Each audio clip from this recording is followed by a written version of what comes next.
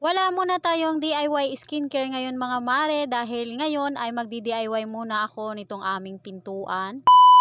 Eto nga yung itsura ng aming pintuan mga mare at kailangan na talaga ng makeover nito. Matagal ko na ang gustong i-makeover nga itong aming pinto mga mare dahil nakikita nyo naman ang itsura talaga namang napakapangit na. Natupad na nga yung lagi ko na lang binabalak mga mare na mag-o-order din ako nitong wallpaper na para din dito sa pintuan. Nakaraang araw pa nga ito dumating pero ngayon ko nga lang ito mabubuksan. Kung mga nakaraang araw kasi ay wala pa akong time magdikit dito sa aming pintuan nito kaya hindi ko muna siya binuksan. At ito na nga binuksan ko na nga at excited na talaga akong maidikit yan. Sakto lang itong dumating na kulay na gusto ko mga mare. Tapos ito dalawa na nga yung in-order ko kasi baka kapusin ako. Napakaganda nito. Ini-imagine ko na nga pag nakalagay sa pinto ito mga mare, talagang napakaganda nito. Sinamantala ko na nga ikabit yan habang tulog pa yung dalawa kong bulilit kasi kung gising yun ay talagang manggugulo yan sa akin dyan. Ito ay sa